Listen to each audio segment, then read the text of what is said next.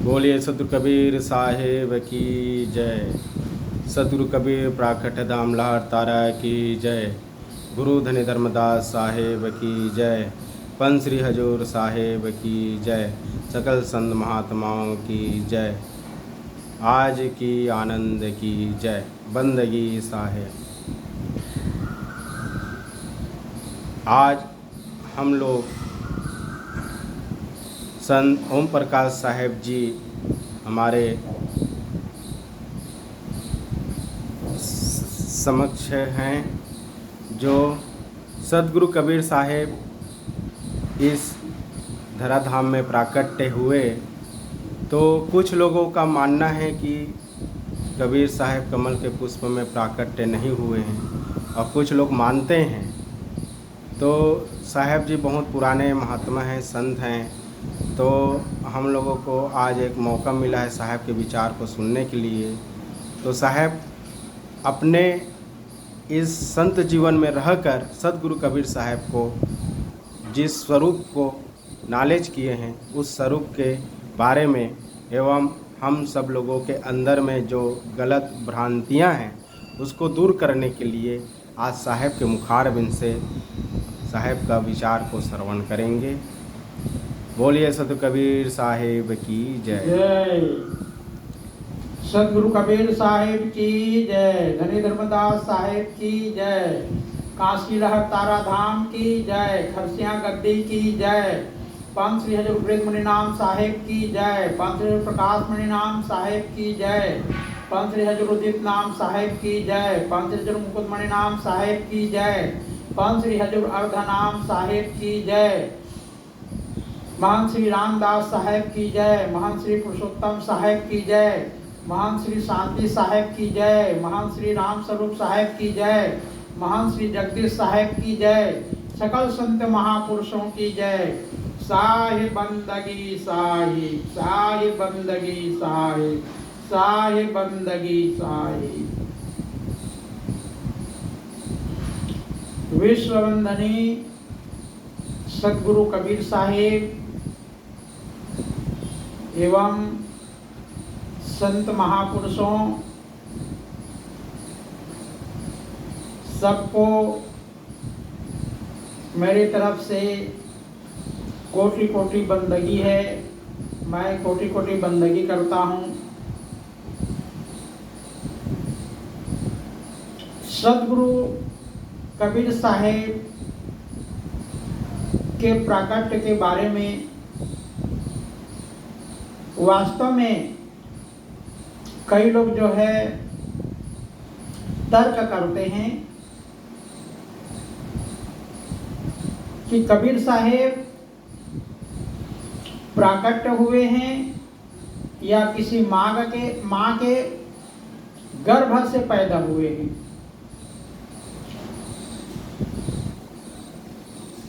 सतगुरु कबीर साहेब किसी माँ के गर्भ से पैदा नहीं हुए हैं। कबीर साहेब प्राकट्य हुए हैं। और जो लोग कहते हैं कि सतगुरु कबीर साहेब किसी माँ के गर्भ से पैदा हुए हैं, तो वो लोग कहीं ऐसे पुस्तक से पढ़े हैं जो लेखक मात्र पुस्तक पढ़ करके ही जिन्होंने जाना है, और वो भी कैसे लोगों से जिन्होंने कबीर साहब को नहीं मानते थे, कबीर साहब के पक्ष में नहीं हैं, कबीर पंथियों के पक्ष में नहीं हैं। ऐसे व्यक्ति लोग कबीर साहब को गिराने के लिए और कबीर पंथियों को गिराने के लिए वो जो है माँ के गर्भ में पैदा हुए हैं, इस प्रकार से सिद्ध करते हैं। तो मैं तो नहीं मानता हूँ कि कबीर साहब जो है माँ के गर्भ से पैदा लिए हैं।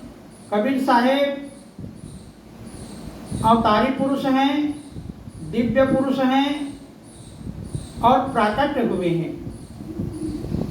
इसके बारे में अनेक कबीरपंथी लोग जानते हैं। इस साखी को गगन मंडल से उतरे सतगुरु पुरुष कबीर जलज माही पौड़न किए सब पीरन के पीर। ये परम सत्य है। इस साखी के माध्यम से सिद्ध होता है कि सतगुरु कबीर साहब जो है प्रकाश रूप में गगन मंडल से अवतार लिए हैं और प्रकाश रूप में आकर के कमल की पुष्प पर लहर तालाब में काशी में प्रकट हुए हैं। इसमें कोई दो मत की बात नहीं है। ऐसे कुछ लोग हैं जो तर्क करते हैं कि सतगुरु कबीर साहेब जब प्रकट हुए तब 2 किलो के रहे होंगे, 2.5 किलो के रहे होंगे, तो उस कमल के ऊपर में जैसे कबीर साहब प्रकट हुए होंगे तो वो पानी में गिर गए होंगे, तो कबीर साहब कैसे बच सकते हैं? ये कुछ लोगों का तर्क है। लेकिन ये जो तर्क है ये उचित नहीं है। मैं कहता हूं कि आपके घर में माँ है, बहन है, बेटी है या कोई भी रिश्तेदार है, वो जो है गर्भधारण करती है, तो गर्भ धारण कितने महीना तक करती है? 1 महीना, 2 महीना, 3 महीना, 4 महीना, 5 महीना, 6 महीना, 7 महीना, 8 महीना, 9 महीना, इस प्रकार से 9वां महीना में लास्ट में या 9 महीना के बाद में 2 किलो और 2.5 किलो का जो बच्चा है गर्भ से बाहर आता है। सब लोग जानते हैं। आप गृहस्थ हैं तो आपके यहाँ माँ है, बहन है, बहू है, बेटी है, वो बच्चा को जन्म देती है और उसके गर्भ से उसी द्वार से 2.5 किलो और 2 किलो का बच्चा जो है उस द्वार से जो है बाहर निकलता है। हम संत हैं, हम साधु हैं, तो हमारे शिष्य हैं, उसके यहाँ है जो हमारे सेवक हैं, तो सेवक के यहाँ ये चीज होता है। तो मैं कहता हूं कि देखिए उस रास्ता से 2 किलो 2.5 किलो का बच्चा जो है उसी रास्ता से बाहर आता है और 8 दिन 15 दिन बाद में एक छोटा से आलू को, छोटा से बटाका को उसी रास्ते में आप डालोगे तो अंदर घुसेगा नहीं, अंदर जाएगा नहीं। देखना कभी ट्राई करके, घुसेगा 15 दिन के बाद में अंदर जाएगा? नहीं जा सकता है। क्यों नहीं जा सकता है? तो कारण यही है कि वैसा समय नहीं है। उसका समय हुआ, 9 महीना पूर्ण हुआ तो गर्भ जो है बालक जो है गर्भ से बाहर आ गया। ये कुदरत के हाथ में है।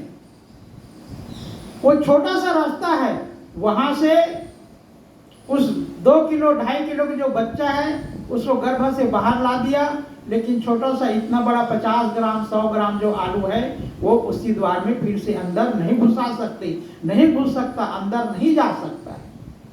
तो हुआ कैसे? इसी को सतगुरु कबीर साहब कहते हैं।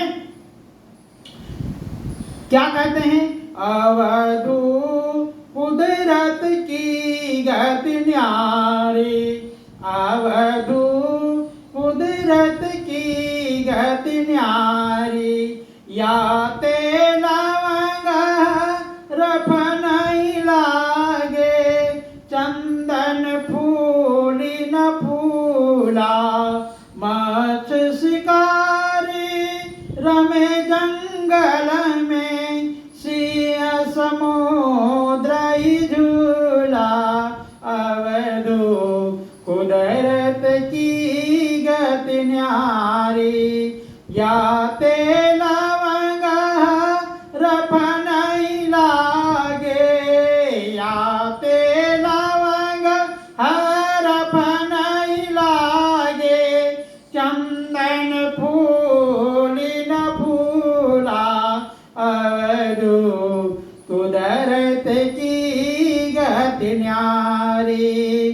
रे रुख भय मलिया गिरे, रे रुख भय मलिया गिरे, चौदिस फूटी वासा अवधू कुदरत की गति न्यारी।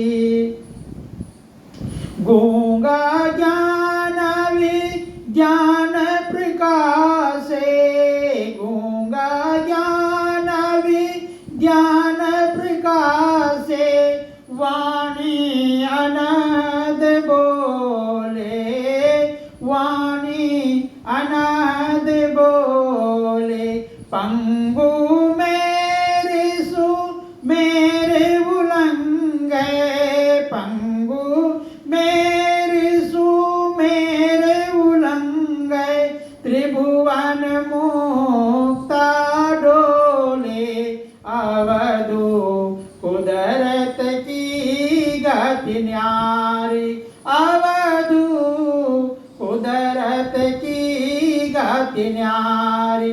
आकाश ही बांध ताल पठावे, आकाश ही बांध ताल पठावे, शेष स्वर्ग पर राजे अवधू कुदरत की गति न्यारी, अवधू कुदरत की गति न्यारी। कहाँ कबीर राम राजा, कहाँ कबीर राम राजा, जो कुछ करे सो छाजे अवधू कुदरत की गति न्यारी। सदगुरु कबीर साहब कहते हैं कि हे अवधूत, हे अवधू, हे संतों, ये कुदरत की गति न्यारी है। लौंग कितना छोटा होता है, उसमें फल का हरफ मतलब अंश, फल का अंश भी नहीं होता है, लेकिन आप उसको कोई व्यंजन बनाते हैं तो उस व्यंजन में आप जो है उसको पीस करके उसको पीस देंगे और पीस करके उसमें डाल देंगे तो बड़ा स्वादिष्ट लगता है। तो ये कुदरत की गत देखिए, बहुत छोटा है, वो बहुत बड़ा नहीं है और उसमें फल भी नहीं है, फिर भी कितना स्वादिष्ट है। और आगे कहते हैं, गूंगा ज्ञान विज्ञान प्रकाशे, वाणी अनहद बोले। ये योगियों के बात हो गया। और कहते पंगु, जो लंगड़ा है, लंगड़ा भी पहाड़ को लांघ सकता है। ये भक्त को कह रहे हैं, जो भक्त है, जिसके अंदर श्रद्धा है, भक्ति है, तो वो पहाड़ को भी लांघ सकता है, चढ़ सकता है। और कहते हैं आकाश ही बांध पताल पठावे, शेष स्वर्ग पर राजे। जो आकाश ऊपर में है उसको नीचे पताल की तरफ कर देंगे, और जो पताल है उसको आकाश की तरफ कर देंगे। और जिसको कहते हैं लोगों की कहावत है, जो आकाश इस पृथ्वी को धारण करता है उस शेषनाग को कहते हैं, उसको स्वर्ग में पहुंचा देंगे। ये कुदरत के गति न्यारी है। तो इसी को सदगुरु कबीर साहब कह रहे हैं, कहें कबीर राम है राजा, जो कुछ करे सो छा जाए। तो इस जगत को बनाने वाला मतलब करे राम, जो राम है, जो वो शक्ति है, इस दुनिया को जो बनाने वाले हैं, उसके अंदर में वो ताकत है, वो कुछ भी कर सकता है। तो इसी प्रकार से जब संसार को चेताना होता है, जब जीव को चेताना होता है जब समाज में विवाद पैदा हो जाता है, जब मानव मानव को नहीं समझता है, मानव मानव को मारने लगता है, केवल अपने स्वार्थ में, जाति भाव में, जाति स्वभाव में वो आ जाते हैं, तब ऐसे संत महापुरुष, ऐसे सद्गुरु प्रकट होते हैं। तो इस संसार को चेताने के लिए ही सद्गुरु कबीर साहब प्रकट हुए थे। जिस समय में हमारे भारत देश में मुस्लिम शासक हो चुके थे, मुस्लिम लोग इतना अपना पैर जमा चुके थे, हिंदुओं को इतना प्रताड़ित करते थे कि कहते थे कि तुमको हिंदू धर्म छोड़ करके तुमको मुसलमान बनना पड़ेगा, मुसलमान धर्म अपनाना पड़ेगा, तुम इस जगत में रहोगे, नहीं तो हम तेरे को मार करके फेंक देंगे। इसमें गुजराती कहावत है, क्या कहावत है? का तुम्हारे माथा अलग कर दिया जाएगा, क्या तुम अपने जो मुस्लिम धर्म है उसको अपनाओ। तो ऐसे समय था। तो उस समय सद्गुरु कबीर साहब ने देखा ये मानव जो है, मानव को मार करके फेंक रहे हैं और मानव का नाश कर रहा है। ये सब को देखते हुए सद्गुरु कबीर साहब ने इस धरा पर प्रकट हुए। तो मैं तो मानता हूँ ऐसे संत महापुरुष, ऐसे जो सद्गुरु हैं, वो समाज को चेताने के लिए और धर्म स्थापित करने के लिए, मानवता स्थापित करने के लिए, ऐसे दिव्य पुरुष, सद्गुरु कबीर साहब दिव्य पुरुष थे जिसके शक्ति को जानना बहुत मुश्किल है। जो श्रद्धा, विश्वास और भक्ति के साथ में जो धारण करेगा, जो कबीर साहब के ऊपर विश्वास करेगा, वही उसको समझ सकता है। बगैर भक्ति के, बगैर श्रद्धा के, बगैर विश्वास के सद्गुरु कबीर साहब को हम नहीं पहचान सकते। ऐसे महापुरुष को, दिव्य पुरुष को हम नहीं पहचान सकते। तभी पहचान पाएंगे हम जब सद्गुरु कबीर साहब को हम श्रद्धा के साथ में मानेंगे। तब सद्गुरु कबीर साहब कौन है और सद्गुरु कबीर साहब इस जगत में क्यों आए, तभी हम समझ सकते हैं। और तर्क के हिसाब से हम साहब को समझने को कोशिश करेंगे तो तर्क से कबीर साहब के जीवन के बारे में हम नहीं समझ सकते। भाई कबीर साहब ने तो 52 कसनी दिया है। उसने जो उचित आता था, चाहे हिंदू हो चाहे मुसलमान हो, सबको बोलते थे, सबको फटकारते थे, लेकिन दोनों को गलत लगता था। और जब समय आने पर जब कसनी लेते थे तो सद्गुरु कबीर साहब खरे उतरते थे। उस परीक्षा से सद्गुरु कबीर साहब पार हो जाते थे। फिर समाज के लोगों को झुकना पड़ता था और सद्गुरु कबीर साहब के शरण में आना पड़ता था। ये है जो दिव्य महापुरुष होते हैं, जो अवतारी पुरुष होते हैं, तो ये लक्षण है कि कहीं पर वो फंसते नहीं हैं। कोई भी परीक्षा करने आते हैं उससे उबर जाते हैं। तो ये प्रत्यक्ष प्रमाण है। तो कबीर साहब के जीवन में से कई घटना हुआ है। जो लोग सताए कबीर साहब को, तो ज्ञान तो कहते हैं, बहुत बड़े ज्ञान कहते हैं, लेकिन ज्ञान के साथ साथ में इसके पास में कुछ है कि नहीं, ताकत है कि नहीं। एक साधारण व्यक्ति होता, एक साधारण पुरुष होता तो सद्गुरु कबीर साहब को हिंदू और मुसलमान दोनों जो है कक्के मार दिए होते।